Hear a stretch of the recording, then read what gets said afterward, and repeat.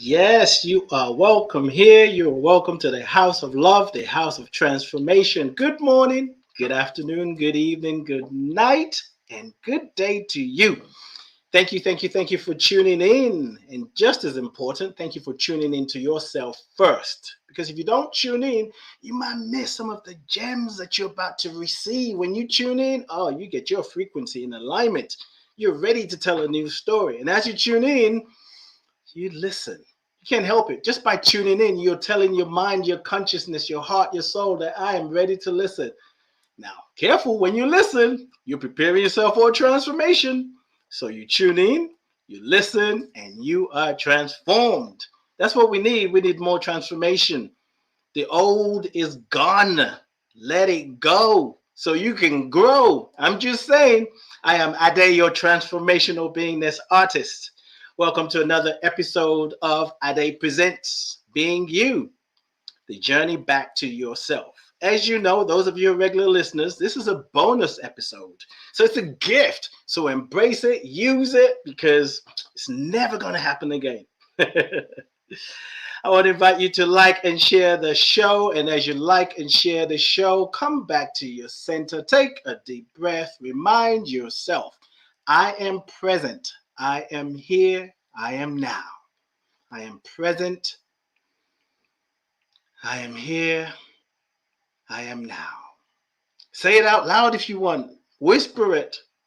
Let people think, okay, there goes the hippie again. It doesn't matter. You're connecting to the great I am. I am present. I am here. I am now. As I said, this is season 4, episode 34. Last week would have been the last episode, but I put it out there that we may have a bonus show. And I was able to make that happen. Well, actually, I was just open. And then things happened, life happened, and it's like, yes. And I am so excited about my guests. I've been posting about it, so you guys know already.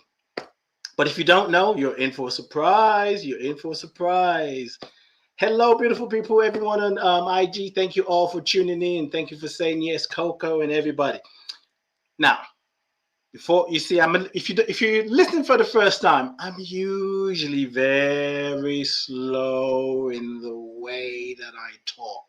But right today, I'm so excited. I'm trying to knock some things out of the way, so I try not to talk too fast. Not really. I talk fast. I have to slow myself down. But especially if you're new, my regular listeners are already asking themselves these questions. They already know to ask that question right now. So if you're new, if this is the first time you're hearing me, I want you to ask yourself 4 important questions. How do you see yourself? Like, you don't have to respond out loud. Just let it marinate. How do you see yourself? I don't care if you're driving. Ask that question. So here it is. Let's make it personal. How do I see myself? You may think that's a weird question. The weirder, the better. How do I see the world? That's important. Because how you see the world says a lot about you and how you show up in the world. Third question. How do I see myself in the world? So this world that you're perceiving, that you're seeing, that you're recognizing, how do you see yourself in that world? As someone who's struggling, as a victim, as someone who's empowered, someone who is somewhere in between? How do you see yourself in the world? And the last question, how do you see the world in you?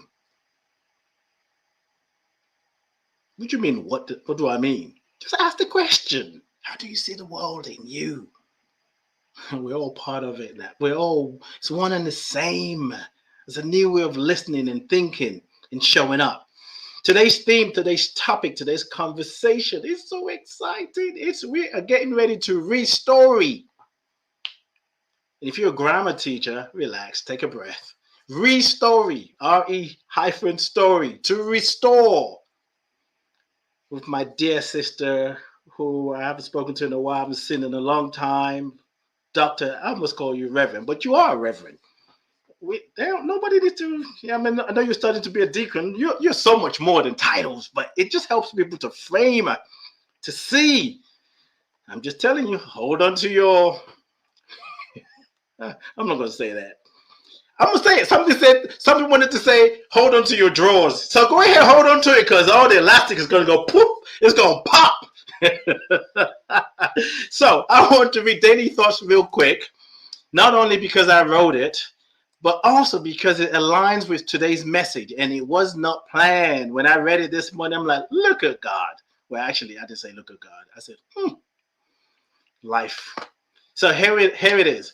As you know, Hillside International Truth Center publishes Daily Thoughts. It's a monthly, daily inspirational for authors. I'm one of them.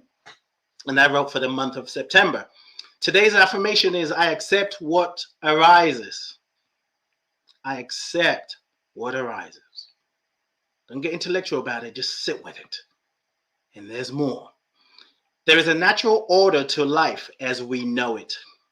Today's experience is the result of yesterday's creation. And yet, every moment is unique and pregnant with possibility.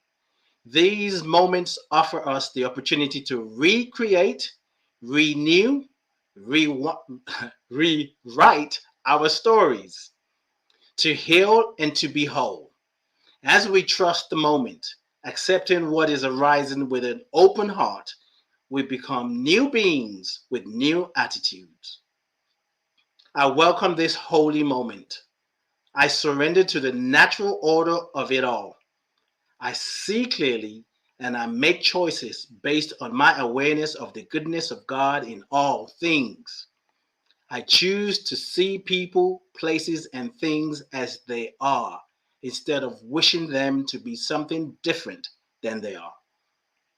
I yield to the will of God for my life. I know it is good and very good. Thank you, order in me, through me, as me, around me, through the Christ within, and so it is.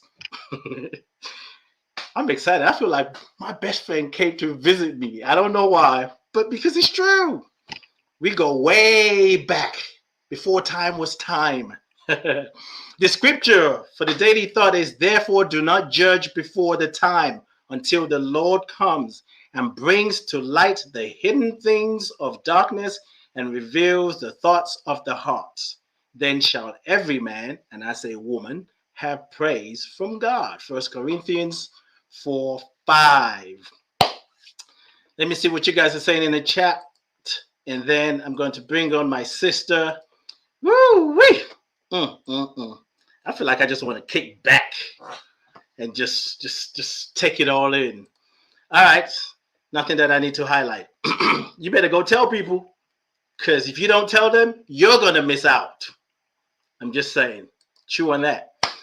Dr. Bertice Berry, her bio is a whole show by itself. So I'm just going to read a little because I want you to experience her bio through her. And the bio says, no one defies stereotypes, generalizations, or cliché more than Dr. Bertice Berry. Growing up poor in Wilmington, Delaware, the sixth of 7 children, Bertice was told by a high school teacher that she was not college material. Okay. I was going to call the teacher out, but I want to stay in the spiritual zone. She said Dr. Bertice was not a college material. Sit down somewhere. Fortunately, there was another teacher who believed that she was destined for more. She graduated magna cum laude from Jacksonville, where she was awarded the President's Cup for leadership. She subsequently earned a PhD in if I slow down, I'll read it, sociology from Kent State University at the age of 26. Man, I was so behind myself. I was looking for myself at that time. Dr. Bertice Berry was the host and co-executive producer of her own nationally syndicated talk show, The Bertice Berry Show, and hosted USA Live, a 4-hour live interview and entertainment show on the USA cable network. She's been featured on numerous other television programs, including the Oprah Winfrey Show, The Tonight Show with Jay Leno, ABC's 2020, and more recently, NPR. Now, that's recent, many, many years ago. She is on TED Talk, TEDx, TED Everywhere. She is on your screen. She's telling you stories. So boys and girls, ladies and gentlemen, psychics and skeptics, and physical beings and non-physical beings, help me welcome my sister, myself, Dr. Bertice Berry. Yay! I'm Yay! trying to contain my excitement. Did I do a good job? You did, but now you have me excited. So it's all wonderful. Oh, I'm so happy to have you. So I happy to am have you so here. elated to be here in the midst of everything that is. Thank you so very much for the invitation. Thank you. You're welcome. And you can find out more about Dr. Bertice Berry by going to Bertice, Bertice, Berry now.com. And I want to take this opportunity as well to thank Ashley for suggesting. She heard, when you heard those things, you got to pay attention. I was Yes. thinking somebody else, I had someone else in mind. I'm like, I don't know if I'm going to reach this person. And she sent me a message. I'm hearing that you should have an interview with Dr. Berry. I was like, okay, of course. And Okay. then it all aligned and everything happened and came together. And I am so grateful. And so let's jump in. Let's jump in because there's so much Okay. we want to Let's cover. jump in. Let's jump right in. Let's just Yes. go. Let's just do it because you're ready. I just asked the question to move out the way. Something like that. Yes. So, being you, the Mm, podcast is really about bringing people back to themselves to remember who they are. mhm, And I believe that our names is a representation, a representation mm, of our true identity, our soul signature. mm. And when we understand the energy in our names and we start to embrace and embody it more, we walk differently through life. And some of us sometimes don't know the meaning of our names. Mm. And those of us that do, when we start to take it in, it shifts something in the soul, in the mind, in the heart. So I said all that to say to ask you one simple question. What is the meaning of your name? My name is Blessing from a Blessing. It is an interesting name. Blessing from a blessing. hmm Wow. Um, I was named after a woman, Bertice Redding, who was a famous singer and actor. And my middle name is also after a singer, a jazz singer. Bertice Redding, I never met her, but I met so many people who were like cohorts and who had the name Bertice. And all these women that I met when I was in my early 30s, I met a bunch of women named Bertice who were in their 80s. And they were all named after the same French nun because their parents had been in class with her. And this woman influenced them so greatly that they named their children Bertice. And I was named after one of those women who was named after that French nun. Pretty amazing. It's amazing. Talk about a blessing from a blessing.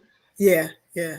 It's really So how cool. do yeah, let's talk about it a little bit. So how do you see that energy that was passed down from this French woman? How do you see it showing up in your life today? So, nuns are a little bit mystic, a lot of it mystic. And there's a big part of myself that people see that they perceive to be extroverted, but the me that I know is the introvert who'd rather be in a room with a bunch of books, kind of rocking and reading, and and, and meditating and seeing what needs to be seen or feeling. I can get lost in a sentence, and I love it. So yeah, I often feel I feel the echo of that nunnery. Mm-hmm. Mm-hmm. Mm-hmm. I'm gonna try my best to stay with how I want this plane to gradually because you're taking me deep already. Well, you did it with the question. You did it with the question, and I could go Oh, even further, which is crazier. Like why I was named that, but I don't want to go into that because that would take us way off. I'll tell you later. But okay. it is fascinating that you asked that, and fascinating that you asked that today. It really is. Mm. So there's so many titles that you have, and you definitely show up as a mystic. Mm, Um, like when I listen, watch your stories, mm, you're definitely restoring. You know, I have some question. I have a question I'm going to ask you later. I don't know, maybe, but it feels like it's coming up. But anyway, I'm going to stay with the story because when you come close to that screen, so for those of you who don't know what I'm talking about, if you don't know, you've been missing out. But you know what? You're going to be blessed because she's a blessing from a blessing. Don't worry about what you missed. Focus in the now. If you go to Dr. Bertice Berry's page on Facebook, you'll see the stories there. Don't watch it now for later, because you will be lifted up. You're going to learn to clean your filter and put down the frame. That's the message for today. So what I want to ask you is, one of your titles is a sociologist. And when I listen to you, when I watch you, and I think of you doing your thing, whether you're speaking somewhere, whether you're telling a story, I say she's an undercover. But I want to ask, what is a sociologist? What's a sociologist, and what does it mean to you? Yeah. So for me, I'm what's known as a public sociologist. A public sociologist takes the concepts of sociology to the public. We're less engaged in academia, and we're saying, hey, there's some things over here I know, and let me bring these things to you. Ironically, that's very similar to the role of the deacon, who stands between the church and the world and lives more primarily facing the world and sees the issues, the ills, the problems, the struggles, and reports them back to the church, but then takes the hope of the church to the world. Deacons are not paid for that reason. So that if we need to say to the church, you ain't really listening, there's no pay that keeps you obligated to doing what is being told to you by the structure, right? You have to really be in line with the Holy Spirit. The deacon represents the angel and the waiter. So we are serving and representing that angel. I just learned last week that the stole of a deacon ties on the side with those two little pieces flapping on the side, and they represent the angel's wings. I gotta get caught in that and can't come out. And just to think that we have these roles here on earth. And a sociologist, I remember I was working in a food stamp office as a girl in high school. And the woman who was my manager said, you're really she said, I'm a social worker. You're a sociologist. And I just kind of stared at her because I was like 13 or 14. And she said, I put a Band-Aid on cancer. You're going to find out where the cancer comes from. And so the sociologists, we study people and behaviors and groups. And what we know is that the self is social, that nobody stands alone, that you're a product of everything and everyone you come in contact with. The self is very sticky. And so those interactions that we've had stick to us. And so because they stick to us, we have to find ways to constantly process. And that's where I'm very, very grateful for this calling in the diaconate, to respond not only with what I've learned and what I, can recite, but also what I hear through the Holy Spirit. And what you hear is my landscapers who usually come on Mondays, and they came unscheduled. And because a hurricane may come through and there's loose debris from the trees, we have loads of trees and we're right on the river. So those things I don't want to reschedule that. You want to get those pieces up in case they become projectiles. So they're doing what they do. You couldn't reschedule that, because this moment is divine. And yes. God said, we're going to make a joyful noise. That's what that is. That's what that is. It is so joyful. So we're talking about restory to restore. You talk about how things stick to us. And sometimes things stick to us that we don't even know. Sometimes it's stuck to us for so long, it becomes us. And we live from that place. Sometimes we know it's there and we can't move it. We can't wash it off. And we define who we are by the things that stuck to us. One of the things that I know that works very well, a process to kind of start to move those things, to change how we relate to the things that stuck to us, is forgiveness. You told a story a few days ago, and I had to write this down. I was like, no, really, I was like, damn. So let me read what you said towards the end of that. You were talking about, oh, actually, let me say a little bit of this, because you were talking about the experience you had with your mother because of a song that you sang in school.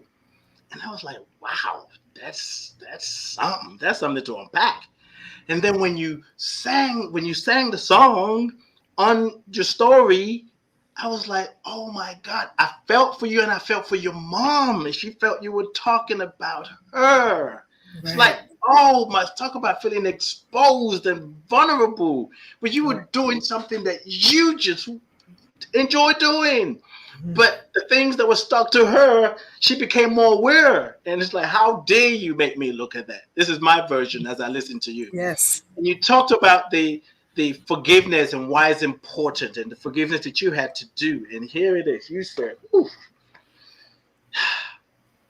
it's not until after you forgive that you can truly see why forgiveness was needed.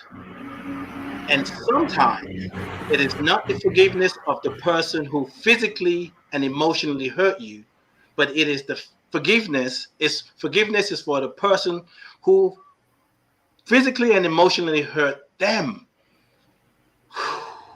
Yeah. Can you say more about that?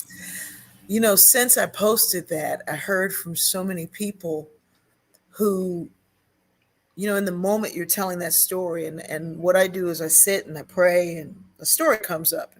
And it took me a couple of times to even be able to tell that story. It's like, why is this here? And so many people responded with, it's here for me because I don't know how to forgive my mother, but I can forgive her mother, who I never knew. And by forgiving her, I'm forgiving the source of that. Yes. My mother literally left me a clean slate. You know, the day she died, she said, I'm leaving you a clean slate. I'm taking all the things that happened to me, her mother, and her mother before her. I'm taking it with me to the other side. I'm leaving you a clean slate. Wow. And it was 6 months later that I found the journals that she had been writing to me of all the stories that she had never said. And the things that were done to my mother were, you know, like you think of the hardest movie you've ever seen, and that was her. And so she never said these things. They weren't things she could say. They weren't, you know, I remember as a kid thinking, this is not my mom. One day I'm going to find my real mother. Somebody's abducted my real mother. This is not her. And it was her, but her true self was taken away through what was done to her and what she held on to. And so at her funeral, though, so she passes away. We go back to Delaware. We have a memorial service for her. And this man comes up to me and he says, I need to talk to you. And he pulls me aside, and I didn't know the man. And he said, if it weren't for your mother, I wouldn't be alive. And I was like, okay. You know, because we're hearing all these stories, wonderful stories about this amazing woman. And then he tells me that he was imprisoned and he denied why he was there, but he needed help for protection for being there. And he said, he contacted my mother and said, you know, she was always nice to me. Maybe she'll help me. And she said, I'll help you, but you have to admit what you did. And he finally admitted to her what he did. And, you know, we used to laugh about how my mother had everybody she knew going to the post office, getting money orders, sending them to people we didn't know we were sending them to. They're like, she's taking all my money. Where's it going? Give it back. And she was sending it to all kinds of people. But this man was in jail for molesting a child. And then 6 months later, when I find out that the thing that was done to her was what she was forgiving in him. Mm. Mm. And it breaks chains. It sets the next generation free. When you can forgive what was done to you by forgiving somebody else who's guilty of doing that. Yes. I I I try to think of myself as a deep person. I don't know if I could do that. I don't know if I could do what she did for that man. Mm-hmm. And he said she sent him money every month on his books, and he was able to buy protection and be okay. And he said, and during that time, he Mm. walked through what was done to him. Mm. And he said, it's not an excuse because I made a choice to be what was done to me. Yes. But he said, I was able to forgive them and I was able to forgive myself. And now I walk in this. It was powerful that day. Then 6 months later, finding those journals and seeing that this path to freedom is never just for me, because again, the self is social. Mm. So there's all these other folks and all kinds of people involved. And I also hear from people. I will tell you, Ade, I don't want to tell stories of forgiveness, because when I tell a story about forgiveness, my phone is going, people are going to private message me for a month, hundreds and thousands of them, with some of the most difficult stories Mm-hmm. that are hard to hear and hard to, and some just want prayer and some want answers and some want me to be their therapist. And I'm like, I am not a licensed therapist, but yes, you should see one. Yes. But sometimes they just want to say it. Yes. And we have a lot, I think we haven't really taught. We keep teaching people forgiveness is going back and getting back into the same mess with the same person. It has nothing to do with that. You don't even have to have a relationship with the person you Right. forgive. Right. You forgive for you. My Mm-hmm. mother said, forgiveness is not about letting somebody else off the hook. It's about getting off the hook they put you on. Mm-hmm. So yeah, it's a powerful, that was a somebody wrote, oh, you seem overwrought. I'm no therapist, but maybe you need to see one. And I was like, clearly you're not a therapist. And, I don't even know if you're sure about what overwrought is, because I'm talking and crying at the same time. Right. For everyone to see, for everyone to have a path to their own stuff. I know a woman, we were at a retreat once, and I said, what's the story you always tell when you meet people? And she said, oh my goodness. I'm in my 70s, and every time I meet somebody, I tell them that my father died when I was 14. Oh. Mm. And she said, every time. That's the first thing you will find out about me. Mm. And my father died when I was 14. She said, I'm in my 70s. Mm. Why am I still telling that story? Why am I leading with that? Yes. And I said, well, it's not a bad story, but we can do some editing. We got to move from the first draft 14 years ago. We're in the 70s. We should be on the 10th edition now. We can do some editing. We can, Wow. let's Wow. let's move that down in the book. Mm-hmm. Mm-hmm. So yeah, we are the stories we tell. Someone said, well, everybody's the hero in their own story. And I was like, no, I wish they were. I really wish they were. Then we wouldn't need to find villains. We keep telling the story of victimhood. We keep telling the story of oppression. We keep telling the story of somebody done me wrong. We keep telling the story of I did somebody wrong. Mm-hmm. We can't tell the story of right now I'm breathing air and nobody knows how I'm breathing the same air that Imhotep breathed. Mm-hmm. Mm-hmm. But it's so. Mm-hmm. Mm-hmm. Yeah. So We call this restory to restore. We're talking about restoring ourselves, not even restoring ourselves because we really can't restore ourselves. That's some kind of idea that we think, I restore my. No, you don't. You prepare the space for the restoration to happen by Yeah. doing the actions. Yeah. And You are what I want remembered. yes, exactly, remembering.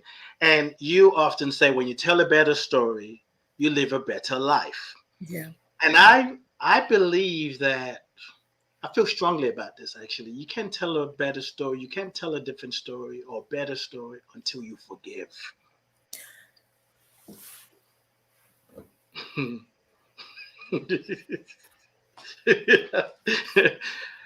You just can't.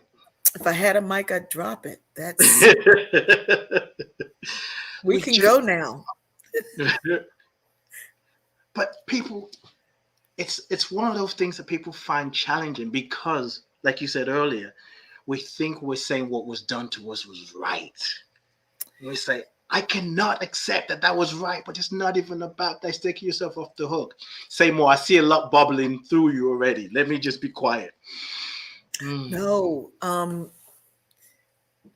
Yeah, I love what you're saying, and I love that the better story comes through forgiveness. Mhm, mhm, There was a woman who told a story in the stories group, and she said, that she had been through this thing with this woman, and there was you know, the woman got angry with her, and she didn't know why, and she kept trying to figure out why, and the woman wouldn't speak to her, and it was all of this, and the woman moved away, and she kind of was able to move on, and then the woman moved back, and what is she going to do? And she was so anxious, and she said, and then she remembered something Dr. Berry said, and she said, stop telling her story. Tell your mm, own story. And it was mm, like, mm. she said, the minute it came to her, the light went on, the healing happened, that she was telling her story and she wasn't equipped to tell her story. We don't know what someone is thinking. We don't Yes. know their why. You only know yours. And if you tell your story, you Mm, stop telling everybody else's story, then it's so much easier to go, oh, yes.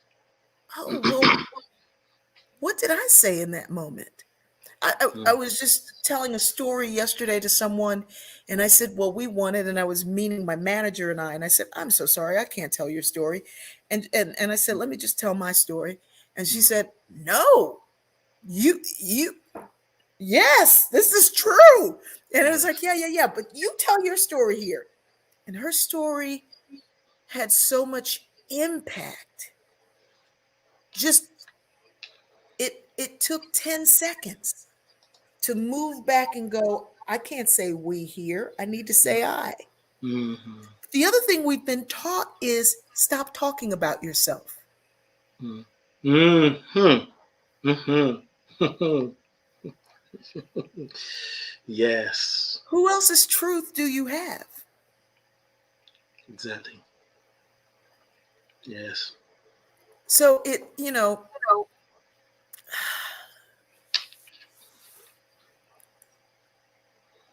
it's a powerful thing to remember. I did a TED talk called Going Back to Better. And it was really about the times and COVID and everybody trying to go back to normal and going back to better. And someone responded and said, I just don't like the back to. And I said, oh, well, let me be clear. I mean, back to who we would have been.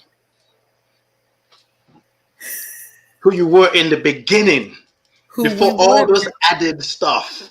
before the self started accepting all the Yes. sticky notes Yeah. that Right. somebody else put Right. on us. Yes. You're ugly, you're fat, you're black, Mm-hmm. you're short, Mm-hmm. all those sticky notes, you're dumb, you'll Yes. never be anything. Who I was before any of that happened. Mm-hmm. When I knew I was spirit. Yes. As my granddaughter says, Googie, before we fell to earth, you Oh, remember? oh wow. And Wow. I'm like, yes, keep Mhm. remembering, keep remembering. Mm. Yeah, sometimes I get it. We get so caught up in words. I'm going to say something here that may get me in trouble. I've never said this out loud. I'm saying it because you're here, so I'm going to blame it on you. Not really. You're a member of Hillside. Hillside, there are times where we say, there's things that we do that we say, we don't focus on the number. We don't focus on the number because God is so much more than that. And then when the anniversary comes, we're talking numbers. When Dr. Barbara's birthday comes, we're talking numbers. It's not about the words, it's the attachment, it's the interpretation you give the word. Going back is returning to self, the essence. Yes. We get so caught up in the words, the numbers, and how it looks. But what does that mean to me? What does that mean to you? Yes. Because it's all part of the divine expression of all that is. Yes. Whether back or forward is all happening now. Yes. It's all happening now. Yeah. Your forgiveness. Go ahead. You were going to say something? No. Please continue. Your forgiveness story, when you talked about sometimes when you forgive somebody, it's sometimes not for the person who physically and emotionally hurt you, but for the person. When I say that out loud, when I was listening to it, I felt it. Now I'm saying it out loud. Both times I'm feeling emotional. But for the people who physically and emotionally hurt them, mm-hmm. I think if we start to embrace that, I'm going to sound like a preacher here. If somebody here, if they can embrace that and go beyond what their mother did, their father did, their uncle did, and just because for someone to hurt you, they were hurt. Yeah. I remember my mother telling a story about my grandmother and how hard she was. She didn't say a lot about her, but when she did, not my grandmother, my great-grandmother, she'd talk about how hard she was. Well, my grandmother, for a while, passed as a white woman. So my great-grandmother had something done to her that made her this hard woman that she gave to my grandmother, who, she was blind, and she would touch our faces and go, "You must be one of the B's kids because you're the blackest kids I got." And it wasn't love, right? Mm-hmm. So she's still dealing with these things that are passed down. And I did my dissertation on colorism. And it was the first study that was done on colorism. And people would meet me and they go, "Oh," and I go, "What?" And they go, "Well, I read your dissertation. I thought you were light-skinned because you recognize the discrimination that the light and the dark receive." And I said, "Well, yeah, I didn't have to be light to see that." But most people would think so because we don't ever think about what it must feel like to be treated by your own folks like you don't belong. Yes. Or like somebody else thinks you're special. Yes. And so all of these isms and ills and racism and sexism and colorism and all these isms that we pass down from generation to generation.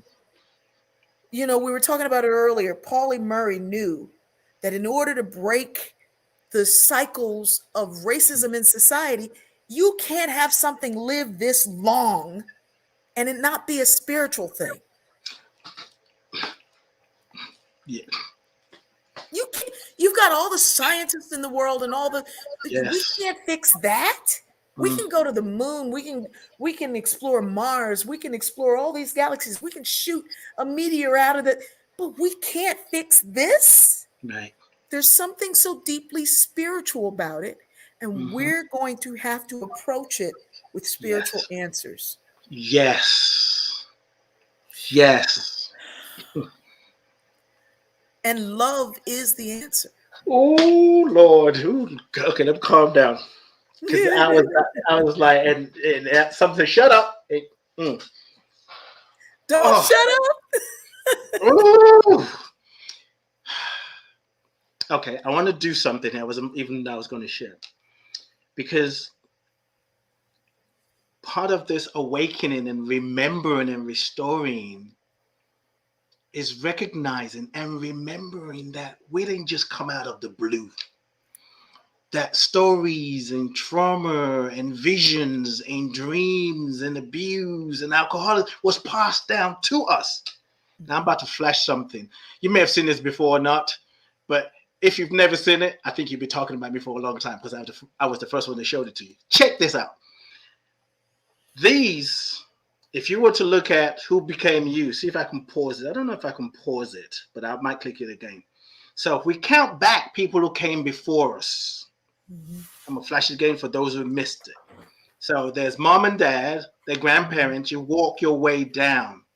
By the time we get to the 12th generation, we have 4,096 people that came together for me to be here. Mm-hmm.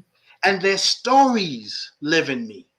Their dreams live in me. Their wisdom lives in me. Their trauma, their pain, their struggle, it lives with me. So rather than I'm trying to be successful, we're already successful.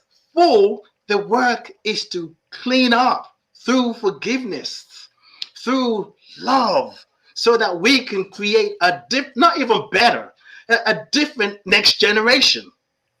And we're carrying all of this. We talk about generational curses. We don't talk about generational blessings. Right. I know now that almost 5 years ago, after suffering a head injury and walking in the same room and looking at the same table, something said, make a dress. And I had never sewn anything before then. Can you, yeah, I heard that story and I was like, wow. I know you're giving a short version. Tell us a little bit more about it because that's just amazing. I had never sewn, and I worked on moving to my heart because my brain was not responding. It was not doing what it needed to do. But in our heart, the heart knows, which is why, somewhere in here, there's over there, that's the brain, that's the heart. Canoptic jars, because my daughter loves Egyptology. They would that's not the brain, that's the kidney. They would get rid of the brain and they would keep the heart because they said the heart was smarter. The heart was so much smarter. And now we're starting to see that the heart has its own brain. Well, every nerve ending has a brain, and it remembers and it holds on to. And in fact, when I saw those trees, I was remembering how I learned in biology before a tree dies, it passes on all of its nutrients to the other trees in the system. It passes on everything it has. So I was in here and something said, make a dress. And I was like, well, I don't know how to sew.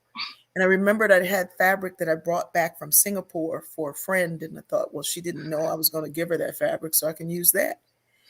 And I saw myself in the store and I asked the man if he had any more of this fabric because it was so beautiful. And he said, no, that's hand woven and hand painted. And it was like, whoa, okay. So here I am with this beautiful fabric. I'm standing over it. I don't have a pattern. I don't know how to make a pattern. I don't know how to do anything. So I fold it some kind of origami way. And I'm about to cut the fabric.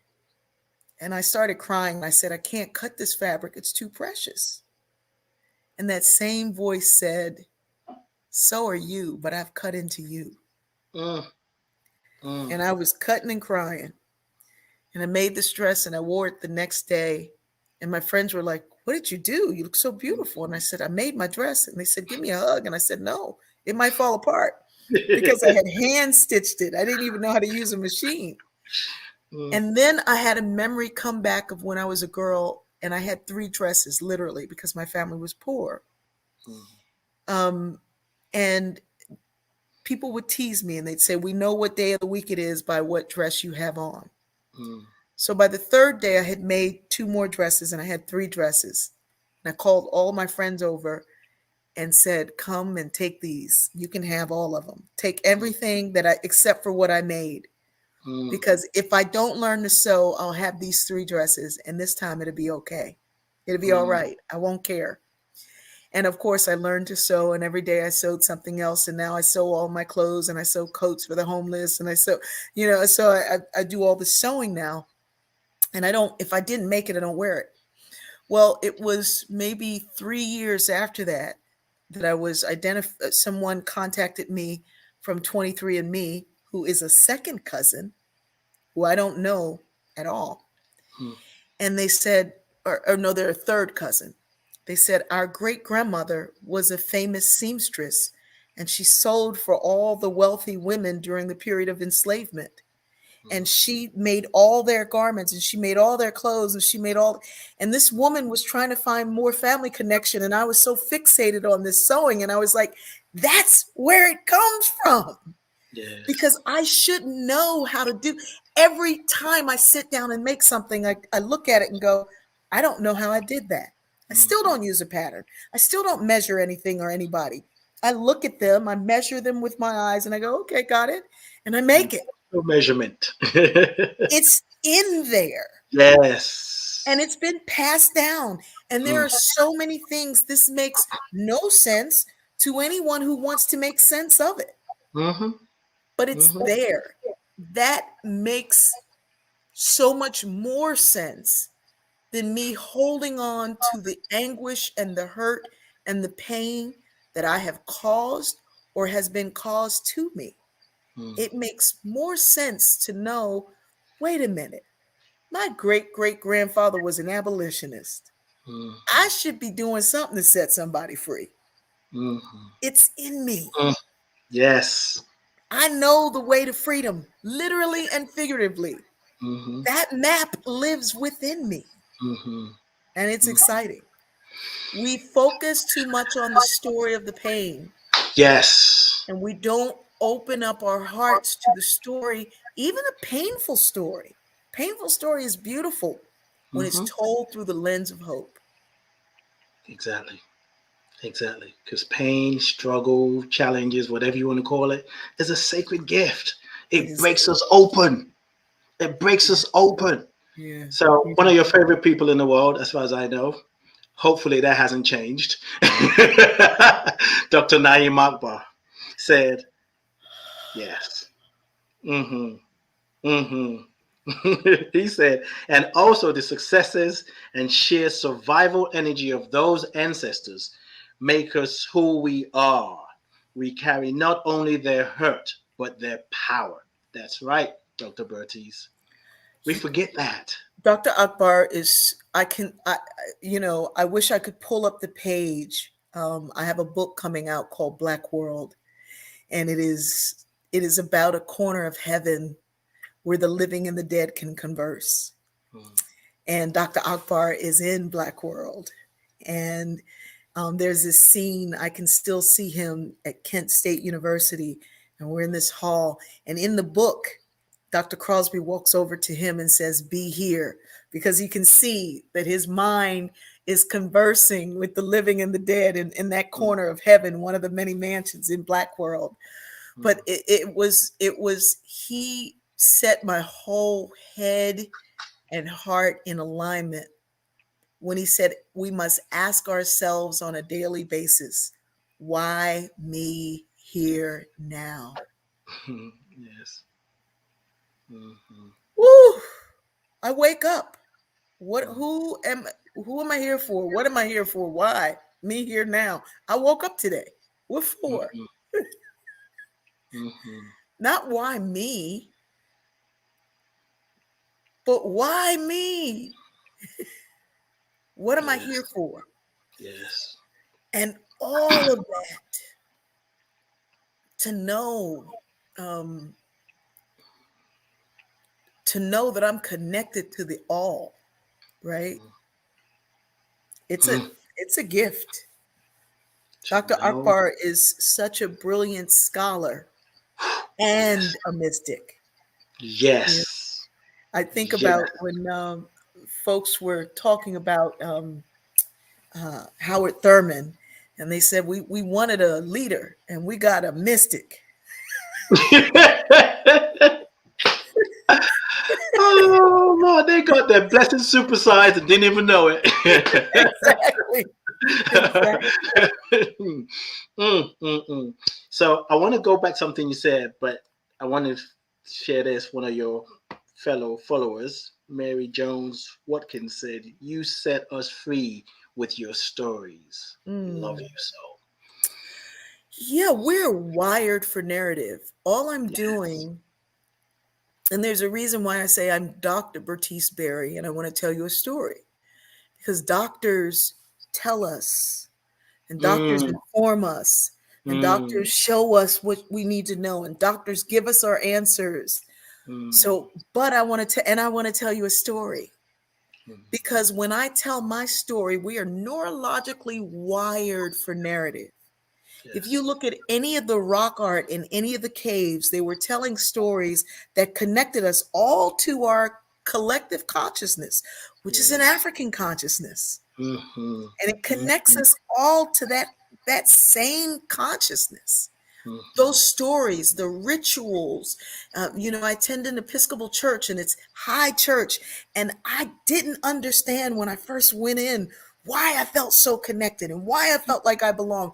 Because those rituals and those practices and those steps, walking in the steps of the ancestors, they go all the way back, east and west. Yes. And we're more connected. I hear more talk about ancestors in what people would perceive as a white church. Some one day I mentioned Really. the anniversary of my mother's passing, and somebody said, "Why haven't you told us? We need to put this in the book. We need to say her name out on that day." What? You do that in some of our churches, and you're gonna get accused of hoodoo. Yes. They say So the devil got you. yes, You all this kind of name. That's lighting yes. candles because So you're calling on you, the deeper part of yourself. yes. So Those who made all you I'm you. doing when I'm telling those Mm, stories, I'm inviting you to mm. connect to your own story. Yes. And so people started writing back and going, "That happened to me one time. This reminds me of this song came up. This, and this." And they're like, "Why do I love you so?" No, you love yourself. That's it. And you're starting to love yourself a little more. That's Yes. how you're set free from my story because it just woke up the story that's in you. And that's how we send more love into the ethers, into the earth, into communities by telling our authentic stories. The stories Yes. we're carrying that some maybe a time we were ashamed of. Maybe we're in the middle of like, wait a minute, I still feel ashamed of this story, but somebody else feels the same. And the minute you have the courage to speak it, you set somebody else's free. Then they send you a message and you're healed by the story you were ashamed to tell. And they're healed because they heard your story and it keeps going forward. But yet sometimes Yeah. we're like, oh no, I gotta stay Yeah. safe. Yeah. Yeah. Yeah. Hmm. Yeah. Yeah. I'm in the middle of one of those stories. I'm in the middle of one of those stories and in the middle of the hope of the story. And it Hmm. is powerful and it is beautiful. And when I was telling the story differently to myself today, and it was like, yeah, wait a minute, what? And suddenly the story that I thought the story was not this burden, but it was a gift because it reminded me that I have always been who I am. Hmm. And I was penalized for showing someone forgiveness. And Hmm. that penalty stayed with me for far too long and it cost far too much. But I forgot that why I was penalized. I forgot that it was because I showed forgiveness. And so surely I'm not penalized for that. I'm only looking at the penalty and thinking that that's a burden, and it's not a burden. It is not. It never could be, because the truth of the matter is the forgiveness. That's what I should be holding on to. Yes. And those who thought they were penalizing you were afraid of looking at love. And how dare you love? Because now you're doing it. Now you're helping me see. You're telling a story of love. Then I should engage in that story of love. But how dare you? Who do you think you are? It was literally that. It was like, well, if you want to forgive them, we're gonna penalize you. Mm-hmm. Huh? Huh? But the blessings, the joy of life, the deliciousness of my granddaughters. I mean, oh, Mm. I have so many thoughts going off in my head. They're like go. popcorn and things that I know, things that I've read that I want to tie in together. But I'm just kind of, No, all go right. ahead, please. So you may be able to, I'm going to say two things. I'm going to ask you two things, but you don't have to tie it together. You can say it separately because I don't want to forget. Actually, so I want us to talk about I'm going to forgive, but I ain't going to forget. So if I forget, remind me. And if you forget, I remind you. Okay. But I want to go back to racism, white supremacy, oppression being a spiritual thing. Mhm. How do we heal this spiritual dis-ease that just sometimes seems like it just keeps multiplying? It's like a virus. COVID-19 ain't got nothing on this thing called racism, oppression. It keeps multiplying. It keeps showing up. And there doesn't seem to be any treatment for it. There is, but we ain't talking about it as much. No. How do we And, heal this? We will get canceled talking about it. And we'll be in our cave sending out the thoughts, because those who are listening, those who have ears and eyes to see, ears to hear, and eyes to see, don't catch it. Cancel me. You can't cancel God. You can't. You can't. Love. Love is the truth. Love is the way. Love. Somebody said, "Well, what is that going to do for this over here?" Someone said to me the other night, "Well, what is telling these stories? How is it going to help the young man who is going through this or going through that, or how?" And I was like, "Lady, first of all, you ain't been through none of that. So let's start here." And when someone offers you a way out, grab their hand. Don't pull them down in the well with you. But I was offering her an olive branch, and she was trying to tell me it wasn't going to be good enough. And I was like, I don't think you understand how this works. And she haven't even received it yet. Here's the thing, Ade. We were scattered throughout the earth to change it.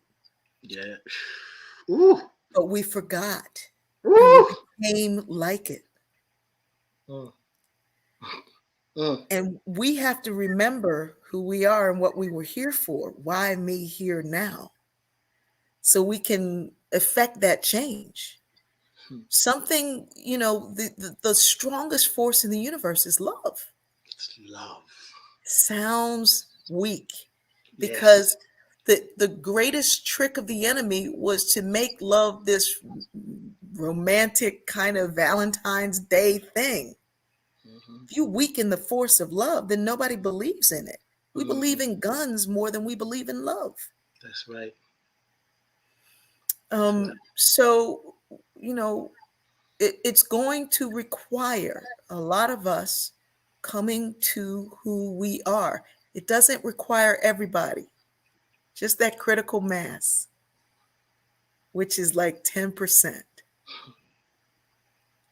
And if we can remember why me here now and that part of ourselves and just do what we do. The beginning of the pandemic, I asked myself, what do I know and what does my community need? That's all. What do I know? My Aunt Gladys could bake a cobbler to make you forgive anybody. Her banana pudding would make you forgive yourself. Like, damn, I let go, I release and let go. So whatever it is that you do and love, put your love in it and do it and offer that. Yes. I'm not called to be a physician, a physical doctor. That's not my calling. It'd be insane for me to step outside of what I know and who I am and what I do to do anything else. To show up with love as I am, being who I am, offering it to whomever, freely. Freely I give. And then, as you said earlier, we say that and then we put a number on it. The number of people who are saying to me, why do you do this every day? What you don't have to do this every day. It takes me 10 minutes to have that much impact. Why wouldn't I? What am I holding it for? Who am I keeping it to?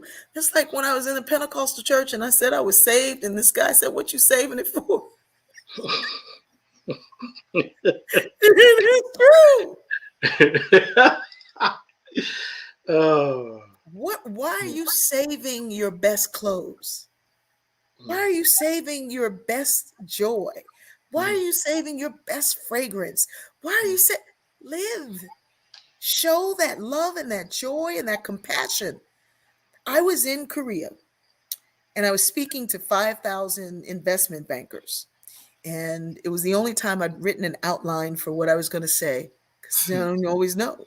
But they were going to have translators of many, many languages translating what I was presenting. And after I was done, all these people came up to me and they were bowing and they said, "Be up, John, be up, John, be up, John." I said, "Well, what is be up, John?" And they said, "He's this venerable monk who died last night. And you gave his last sermon." I was like, "What? Huh?" So I look up this man and his whole thing was on possessiveness. And right before he died, he looked at his disciples and he said, "If you have anything left in your possession, use it to make the world a more fragrant place."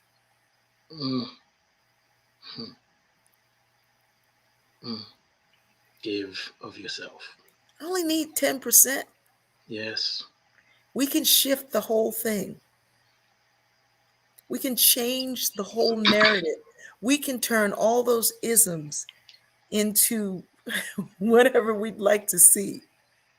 Just 10% of us. It becomes history. Seeing that way. Yeah. With love, we can make racism extinct. Like, oh, some people who lived in this time, this would have. So what happened to them? They loved the hell out of those people, literally loving the hell out of them. That they had to repent and forgive themselves for what they did. Yeah. Dr. Naeem said, self-love takes away the poison of racism and renders it impotent. Racism gains its power by robbing the victim of their heart love for self. Man, that's the new book.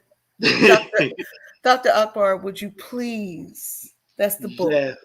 Because everywhere I go, people are like, "Can you talk about self-care, please? Could you talk about self-care?" That's it. Yeah. That's it. He said, not forcing love on the racist, but taking away their power by loving you and the spirit of good in all things and people. Don't even focus on the racist. Just saturate yourself with love. Counterintuitive. Yes. To anybody who needs to have an enemy. Yes. When you need to have an antagonist in your story, who set up this dualistic kind of thing where there's got to be good and evil? And whenever you have to have that, you got to have an enemy. And you got to have an enemy that you can hate. Yes. And all my energy going towards hating that energy does not give me time to love me. My mother, in all of her limitations, anger, frustration, alcoholism, said, anywhere you go in the world is where you belong. Somebody who looks like you, was oppressed like you, built it. She said, now, if I built this house, who's going to inherit it? My children. Well, the children of the oppressed own it. It's like, oh, okay. Yes. We were in the south of France a couple of weeks ago, and somebody came up and started speaking to me in French, and I said, "I'm sorry, I don't have only the." I just have the name from a French woman, but I don't speak French. And the man said, "You look French." He switched to English and said, "You look French." And he looked at one of my white friends and said, "You look American." And she said, "I don't look French." Said, no. She looked French. And I was like, because I belong wherever I am. Wherever I am. Yes. And it's when we leave this country that we begin to feel, oh, I get it. But Dr. Akbar is naming it. Yes. It is this love for self that renders what someone else would do powerless.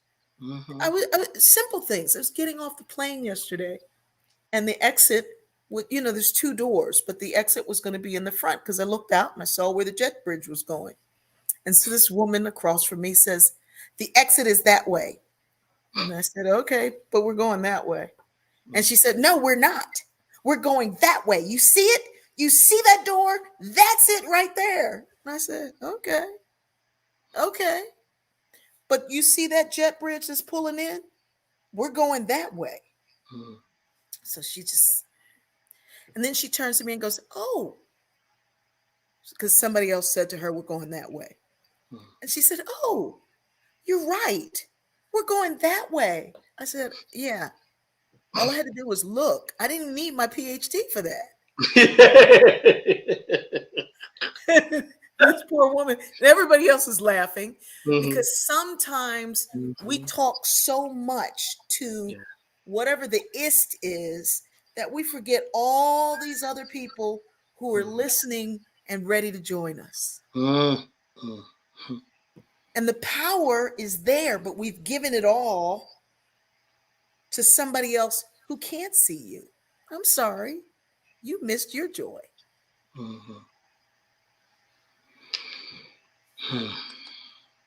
And it does. So Dr. Naeem said, I so love the kindred spirit we share, Ade, Bertice, and Naeem. I love it too. Let me tell you something.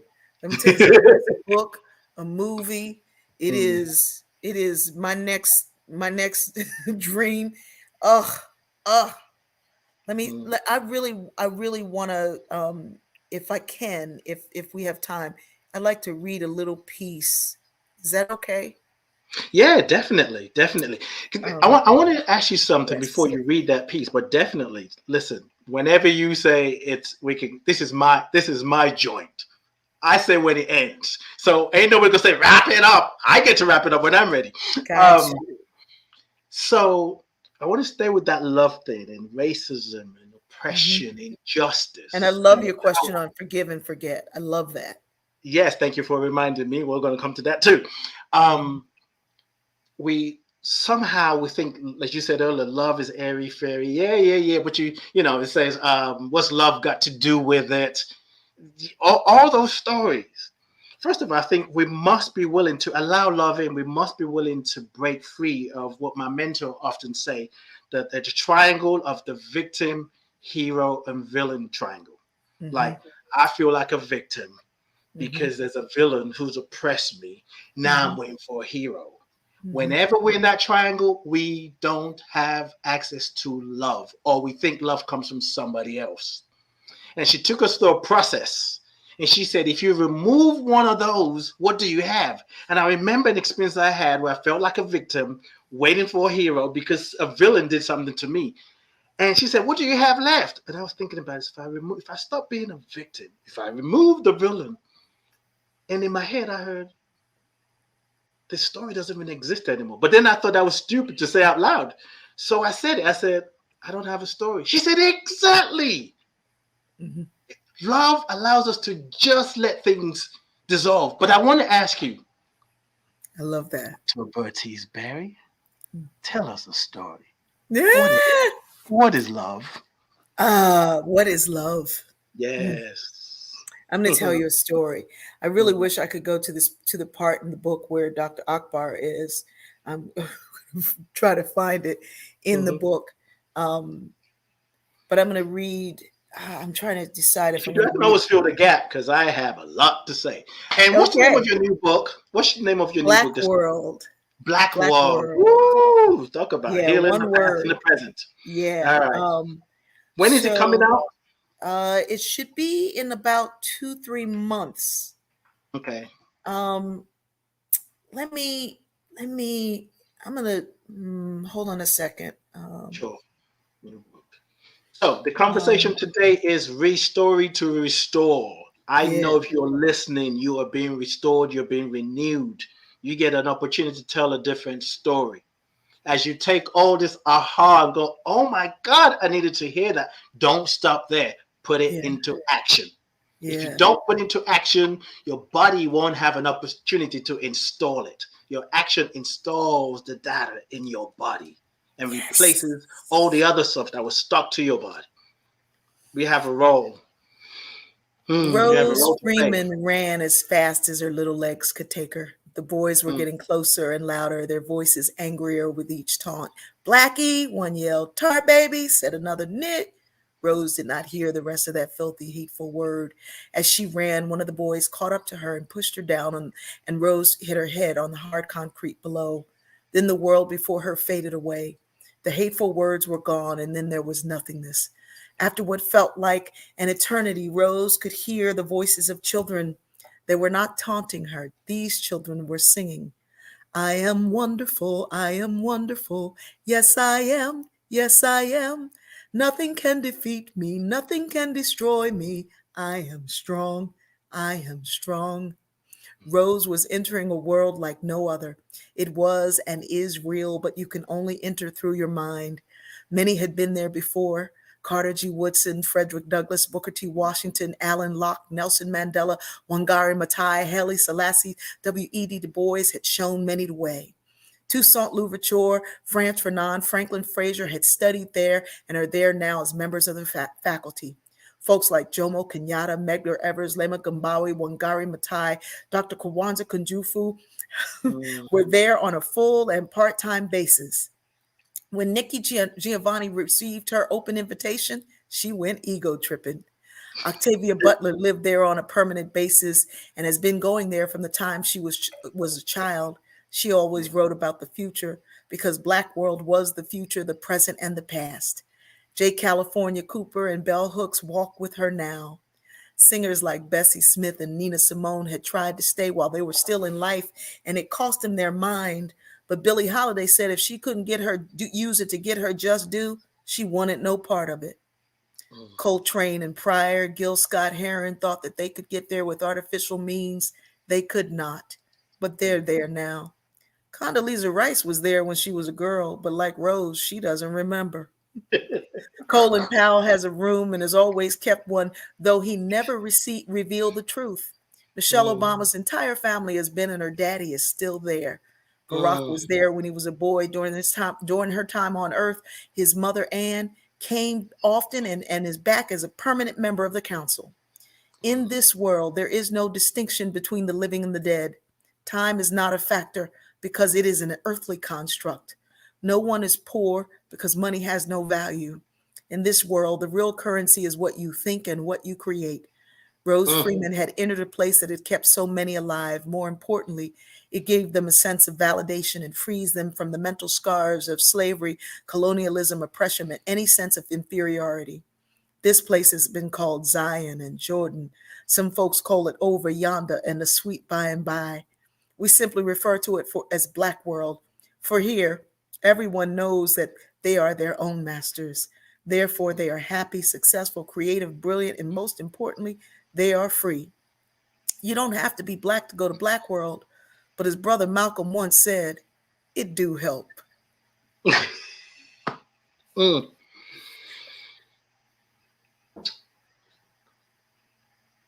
Your story heals because it comes from love. Your story heals because it comes from the ancestors. Your story heals because it comes from that invisible world, the Black world. And it joins, it connects, it heals. And I am so grateful you're telling your story. And you keep telling the story. This ain't the end. It sounds like I'm wrapping up, but no, we're gonna talk about. I'm gonna forget, but I ain't gonna forget. We're gonna talk about that.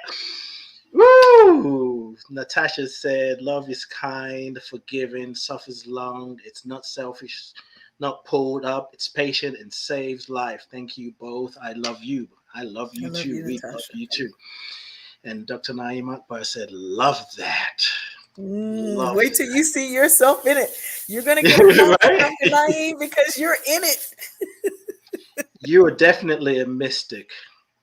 And the colonized way of thinking have us miss the blessing and gift that's in front of us. And it's worth saying that when we experience you, it's easy to say, I just love her story. She's so great. She's so powerful. But sometimes we don't always see or think about what made you you. When you are alone, when you are figuring things out. Mm. And I want to say to everyone that listens to your stories that when you are fed that soulful food for your mind, for your heart, for your consciousness, remember to send love as you send the email, as you send the text. Mm. Remember to, how can I be of service today? Yeah. Dr. Berry said, those who carry a lot, those who care a lot, carry a lot. Mm-hmm. I'm just talking to the audience and those who know you. She's carrying a lot. Mm. Offer your service to say, let me just take that. Let me carry that. How can I be of Mm. service? And bear in mind, she might say, I got it, I got it, I got it, I got it. Because she's so used to getting it, getting it, getting it. Insist. Insist.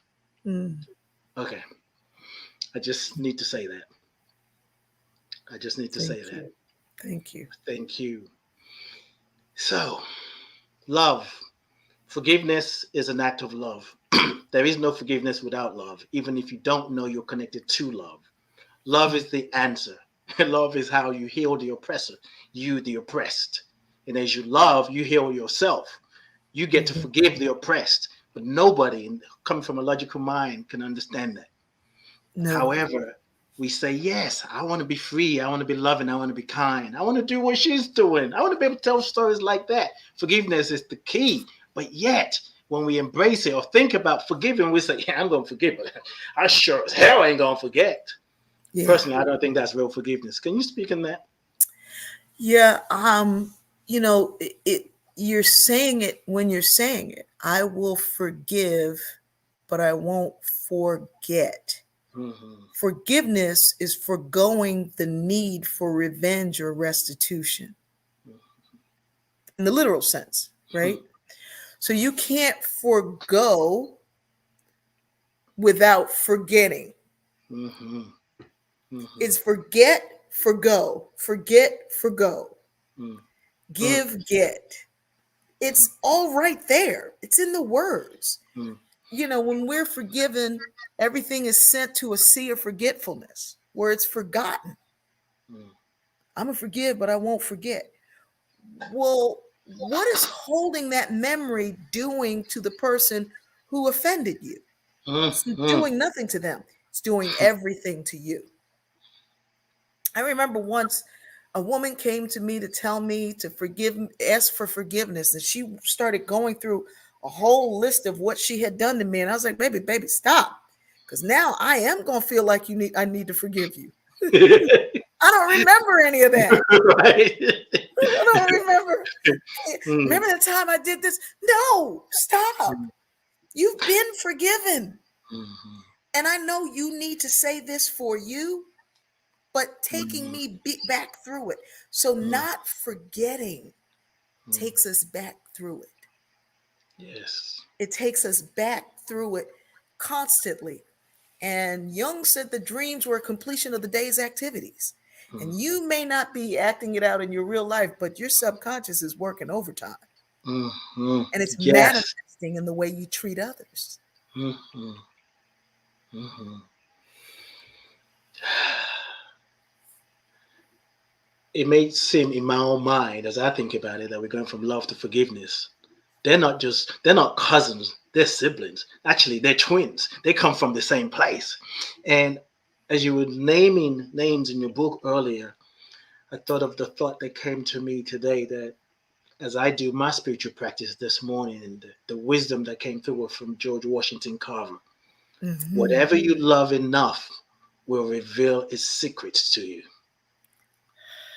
Whatever you love enough, it will reveal its secrets to you.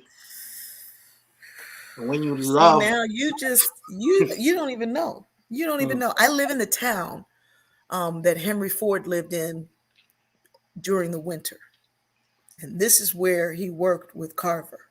mm, And so we have all of those kinds of memories around in this space. I live on the land that was a part of the original 40 acres and a mule allotment that was immediately taken back, but not for me.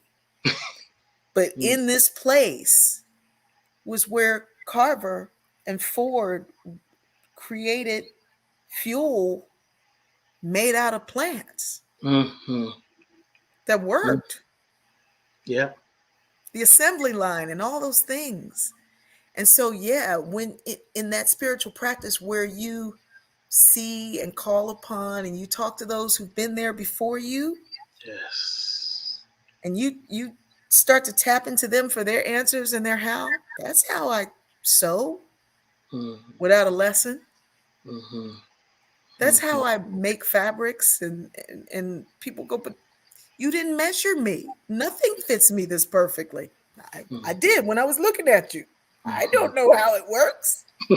And the minute I try to start figuring that out, Yeah. it reveals itself to you because you seek it. Yes. But if you seek anger, if you seek vengeance, that reveals itself to you. Indeed. Whatever you love enough, because you can love anger enough. I'm not going to let anybody with me. So you use it, and it will reveal its secrets. This is what you do. Get a gun. Put an alarm. Don't trust people. Put up a camera. Put up a bunch of cameras. That's it. Look Yes. and watch it. Let it control you all day long. Somebody's at my house. Somebody's got their face up at the window. Somebody said, why don't you have a camera? I said, because I would see somebody putting their face on the glass and looking in, and it would frighten me for days because somebody's looking in until I remember that's the same way I found this house. I pressed my face up against the glass and I was looking in. You restored the story. Whatever we love enough will reveal its secrets to us. Life will reveal secrets to us. God will reveal secrets to us. You don't have to say a thing. People will tell you. I walk in a room and people start telling me stuff and people go, I've known them my whole life. I've never heard this story. How come you got it? I don't know. Were you interrogating a different story? They reveal. And what we love is where we put our heart and our energy. So you can say, I don't love hatred, but that's where you're putting your love and energy. Indeed. You can say, I don't love racists. Well, you spend a whole lot of time with them.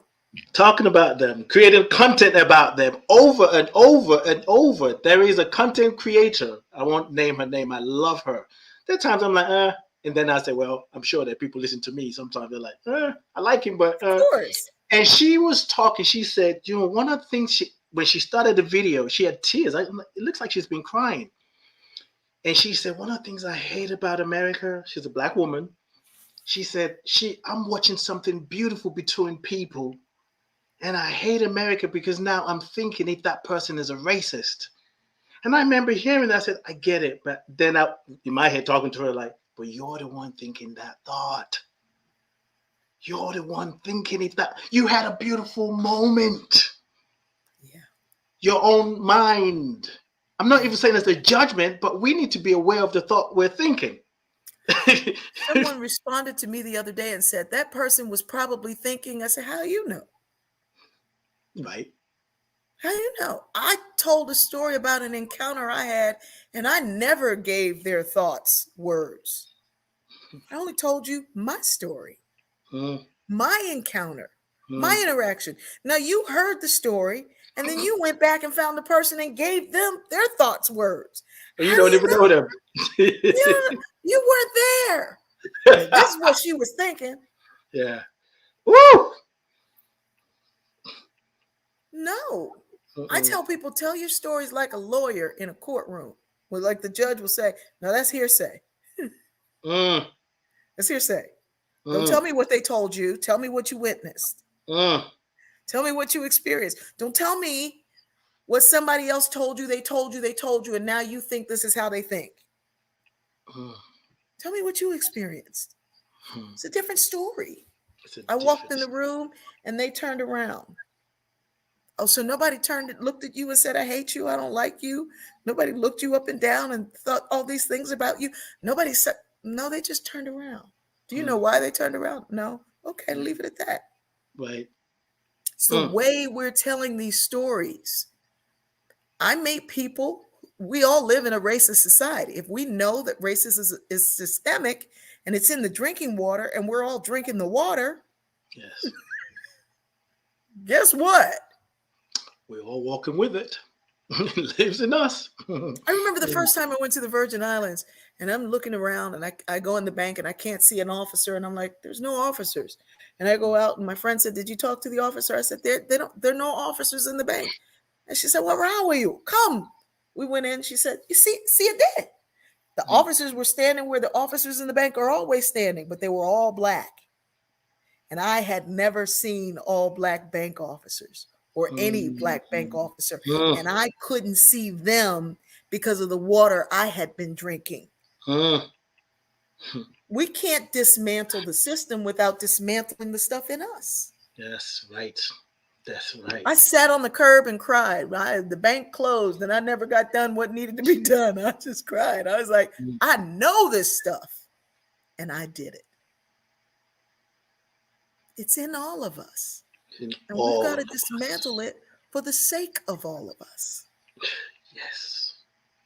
Yes.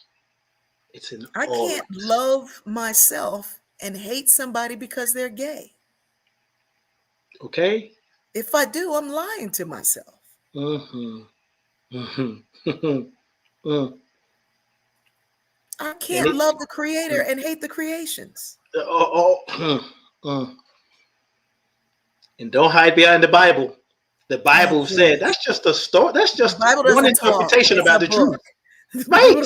It's a book. Of a certain time, a certain culture, tradition. So many things are so different from 2,000 years ago. If I'm trying to sell something to someone right now and say, oh, this was made 2,000 years ago, they were like, you think I'm Boo-Boo the Fool. They won't even buy it.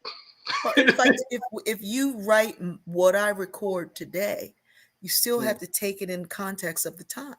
Yes. You have to take in consideration who's talking, who are they talking to, what were they talking about. I can do all things through Christ who strengthens me was not about me getting a new fancy car. It was about me living with the two spirits that are within me, with the warring against my own self. I can do it because Christ, we've turned that into, I can get a Maybach through Christ who strengthens me. Like, what? No. So I want to ask you a question because I know we're at time. And I said I can go as long as I want to, and I want to honor your time as well. But I want to I've actually got some more work to do today. So I want to flash this again, just a reminder for the listeners, for myself, for Ross. Self-love from Dr. Naeem Akbar. Self-love takes away the poison of racism and renders it impotent. Now, some people might say, well, I don't know, I live in a different country. Whatever your ism is, put it in there. Nobody lives in a country without racism. They can stop all that nonsense. Some people tell themselves that. My friend from Greece was like, I don't like this black-white talk. I said Turks. He said, I get it now. Racism gains its power by robbing the victim of their heart love for self, not forcing love on the racists, but taking away their power by loving you and the spirit of good in all things and people. Right. It's that simple and that complex. Right. It is that beautiful. It is that symmetrical. It's the same with forgiving someone. I don't have to go and lay at their feet and ask them, what can I wash and what can I do? I forgive them so that I can be free to be who I am. Yes. Whoever the them is. Yes. Whoever the them is. And it enables me to be to love myself so much. No man can hinder me. That reminds me of a song that Ricky popularized, but I love myself so much that I can love you so much that you can love you so much and you can start loving me. So we've said a lot, but I still want to ask this question. In this new age that we're living in, this new world, in the black world that we're living in, what do we need to remember so we stay living, as someone said in one of your what they call it, the thing on the book, whatever. When someone reads the book and they tell a story. Anyway, when I say you know what I mean, like so we can stay living in the future Mhm. as opposed to being afraid of the past. What do we need to remember? What one thing do you want to share with us to always keep close to us as we navigate this new world that we're living in? That we are created from love to love. Mhm. And even in the moments where things seem chaotic and you can't seem to see or figure out, I'm in the middle of a situation where we don't know the path of the storm that's coming this way. And so what do? Well, I love my family so much. I set aside every year for a vacation, a spontaneous vacation. Mm. So it doesn't matter if we have to go or might need to go or when to go. I don't like to be in the chaos when it's too late to leave and now you're stuck in the road and in the traffic. I set aside for a nice vacation for times like this. Mm. And so what I ask people to do is to remember this. A story is an account of the past. An effective story is an account of the past that's relevant to the present that gives hope for the future. Mm. Run down, if you can't see your way right now, run down the road and see what you'd like to see. And begin to create that now. Yes. Yes. Now. You don't see love in the world? Create it. Mm-hmm. You don't see people getting along in the world? Create it. Mm-hmm. Nobody invites anybody over to dinner? Have a dinner. Mm-hmm. Nobody listens to me? Listen to some child. Mm-hmm. What you desire, become it. Mm-hmm. Be it in the universe. I love and appreciate you. And my mind had questions, but my body knew that this was going to be an amazing show. Because my next season doesn't start the next year, January, but somehow when I got the yes from you, I just knew this was going to be, it's a good way to go out. Season 4, and you took it home and brought it home and served with love.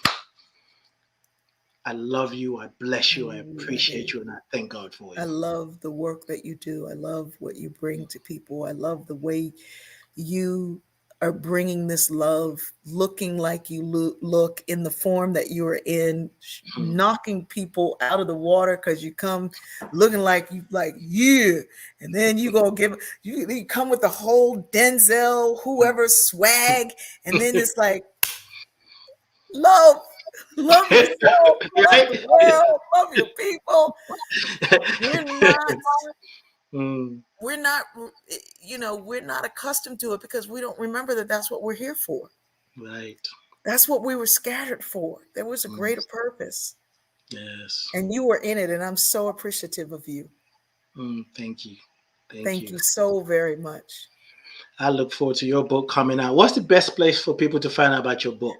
I will announce, because one of the things that happened, I'm published with Random House and all those big giants. And when I was writing Black World, I went to Black World and they told me to publish it, to create my own publishing house. And then when I went back to my financial guy to talk about my publishing house, talk about doing this, he said, "You did it right before you had the head injury. You don't remember?" I said, "No, I didn't." Wow. It was already in place. It was there, ready and waiting. When you walk with purpose, you collide with destiny. Yeah, it is there. And I will announce all of this, but it is Freeman House Publishing, and the book is Black World. And I you'll get a copy. Dr. Naeem, of course, will get a copy. And I hope that in the beginning of the next season, you can bring the two of us on together. Oh, no, say that louder for the people at the back. I hope for the beginning of next season, you can bring so that all three of us are together. Oh, you, me, and who are you talking about? Dr. Naeem Akbar. Yeah, I know I'm being bad. Only he knows why I'm doing that. I'm being bad. I know. And he doesn't even have to come on camera. He can just put the picture of himself up and talk some words. Right. That's right. He is like that in all of our lives. Yes. He Yes. is that mystic Yes. that we need. Yes. I wish I met somebody recently, and they were from one of the schools in Florida where he had been, and they were like, "Oh, you mentioned him in your speech, and he's from us, and he's from us." And I was like, I don't like the way y'all treated him when he was there. And the woman was like, "You right, you right." And I said, "You can fix it. You go name one of them buildings after him. You can fix that. You can fix that." Yes. Said, "You're right. You're right." I'm holding that vision. Yes. I'm holding that vision. Yeah. I see it. Yeah. Thank you. Thank you for spending time with us, time with me, and doing what you do. Thank you. And please let the lovers support you, help you, assist you. I will. As you move through all that you're doing. Thank you. I will. Love and blessings. I love you. Thank you. Whew. This thing called love. I am full to the top. Take the aha moment, put it into action. If you need help, reach out to whoever you need to reach out to. If you want to reach out to me, lifecoachade.com, lifecoachade.com. Let me just flash some of the things that people were saying. There's so much love. Ashley, hold on. I'm not going to read. Well, maybe I'll read it. Okay. Dr. Naeem said, Dr. Bertice, you were indeed such a blessing. Thank you for accepting your calling and doing it so well. Amen. Terry said, thank you. New Jace, Jackie, totally enjoy this show. And Jackie don't even comment on the chat. She'll be like, I can't type and think and take it all in at the same time. Jacqueline said, thank you both. Dr. Naeem said, these sessions, let me see, have been such a treat. Thank you for making them available. I have so enjoyed season 4. Thank you, Dr. Naeem Akbar. Yes, season 5. Thank you for reminding me. That starts next year, January, and it will be on YouTube. YouTube only. If you're on Facebook, go to youtube.com/lifecoachade, lifecoachade. Ashley, thank you for listening to The Divine and reaching out to me. Ayana, amen, and thank you. Yes, indeed. Bernice, I almost said Bertice there. Bernice Baker, so blessed by your presence today, reminding me, yes. Gail said, love you both. I love you too. All right, we're getting ready to release this conversation. Thank you all. Take this consciousness and multiply it.